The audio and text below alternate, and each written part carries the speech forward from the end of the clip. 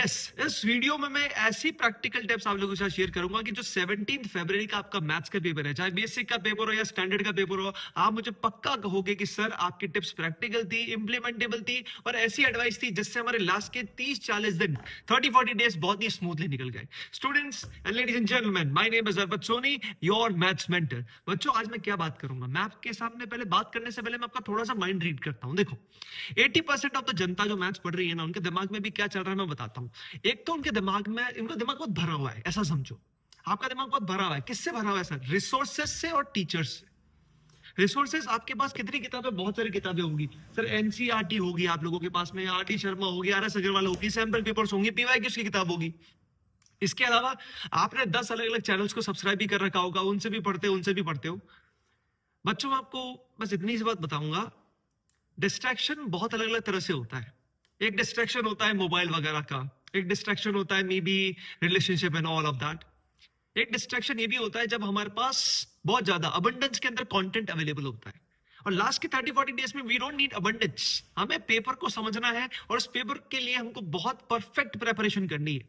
और इसी स्ट्रेटजी को मैं आपके साथ शेयर करने आया हूं and it is completely practical. Just trust me, 2-5 minute आपके लूंगा लेकिन आपको सब क्लैरिटी दे दूंगा। इसके बाद आपके दिमाग में एक ऐसा रास्ता बन जाएगा कि सर ये 17 फरवरी को 17 पे खतरा बोलते तो है, लेकिन खतरा मुझे नहीं है सर, खतरा मुझे नहीं है, मैं दूसरों के लिए खतरा बन जाऊंगा। इतना अपने दिमाग को ट्रेन कर लूंगा। अब मेरी बात समझना, हमारा पेपर कैसा आता है? हमारा पेपर सर अब जो है थोड़ा बहुत कॉम्पिटेंसी बेस्ड क्वेश्चंस पर आता है।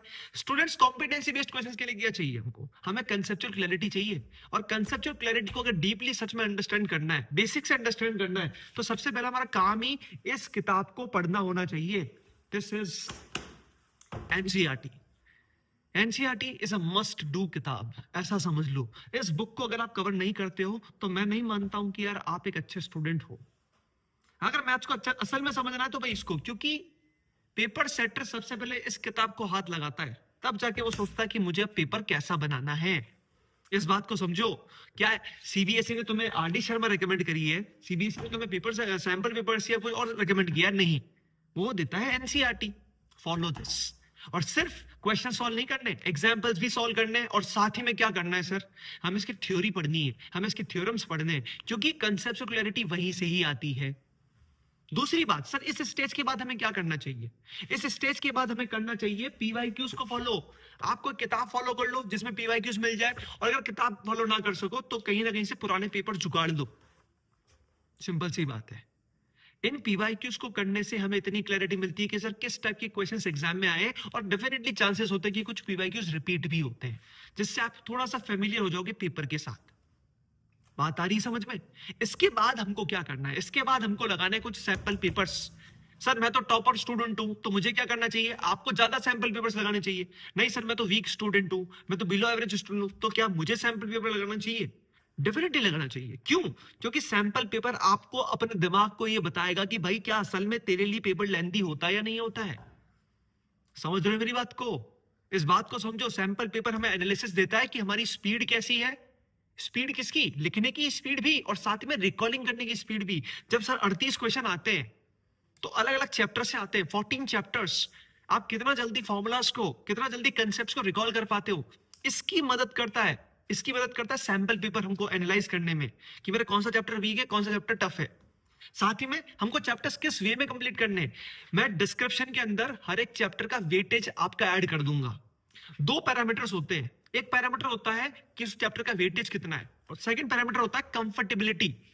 On the basis of comfortability and उसका इंपॉर्टेंस, उसका वेटेज, इसके बेसिस में डिसाइड करो कि मैं पहले ये वाला चैप्टर कंप्लीट करूंगा फिर ये।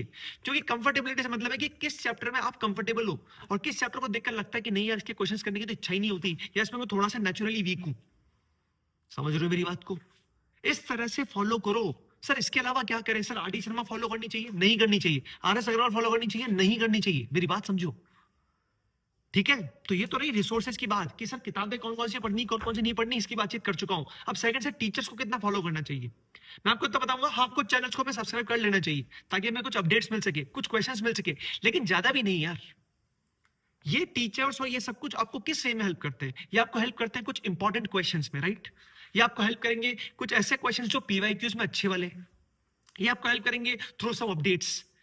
लेकिन एक और बात समझो, मैं बहुत सारे टीचर्स ऐसे भी हैं जो बहुत सारे इस स्कूल का सैंपल पेपर रिलीज कर दिया, केवी का सैंपल पेपर रिलीज कर दिया, नहीं आप मुझे डीएम करो, ये कमेंट करो, आपको ये सैंपल पेपर पूरा मैं दे दूंगा, इसके ये दे दूंगा वगैरह वगैरह।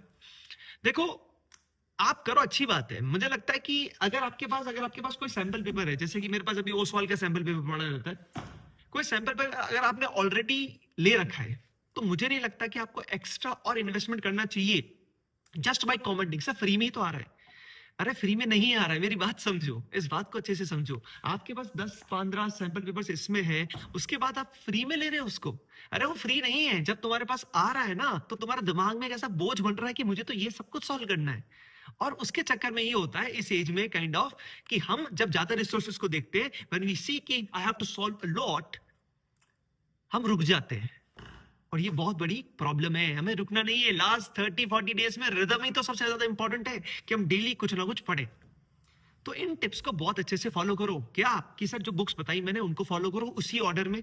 और साथ ही में अगर यूट्यूब चैनल्स को फॉलो करना है तो इस पर्पस से फॉलो करो कि यहाँ पर कुछ इंपॉर्टेंट इन्फॉर्मेशन शेयर कर सकते हैं ये, या कुछ इंपॉर्टेंट क्वेश्चंस। जैसे कि क्या पता मेरे चैनल पे आपको कोई सीरीज अच्छी लग जाए, कोई शॉर्ट अच्छा लग जाए, तो मैं अपने आप को इस एनसीईआरटी वगैरह से कंपेयर नहीं कर सकता। इस बात को समझना। I can put the best content in front of you, like questions के फॉर्म में, कुछ भी फॉर्म में। लेकिन जब कोई एक स्टूडेंट बोर्ड एग्जामिनेशन की प्रिपरेशन करता है, तो उसकी सही स्ट्रेटेजी ये है कि वो किताबों को फॉलो करे, उसके बाद टीचर्स को साथ साथ में फॉलो करे, ताकि उसकी रैंडम प्रैक्टिस हो सके। देखो मैं आपको सच बता रहा हूं, मैं आपको ऑनेस्ट एडवाइस शेयर करनी है। मैं आपको ये नहीं कह रहा हूं कि इसको सब्सक्राइब करके मेरे साथ ही पूरा पढ़ो। नहीं मेरे भाई, तेरा रिजल्ट अच्छा आना चाहिए। वो 17 पे खतरा तेरे लिए नहीं बनना चाहिए। खतरा तेरे लिए बनना चाहिए कि नहीं sir, 17 February is my day. और ये कैसे होगा? जब अपन इस तरह की प्रैक्टिकल एडवाइसेस को फॉलो करेंगे।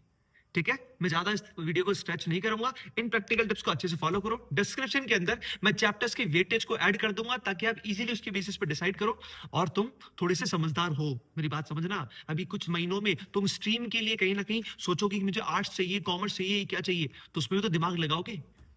तो इसका मतलब you are going to be an adult now. It means थोड़ा सा अपनी थिंकिंग को भी डेवलप करो। सिलेबस क्या है, आपका टाइम टेबल खुद बनाना सीखो, इंस्टेड ऑफ जस्ट कि नहीं यार इसने क्या फॉलो किया, इसने क्या फॉलो किया। अरे भाई, वो आदमी अलग है।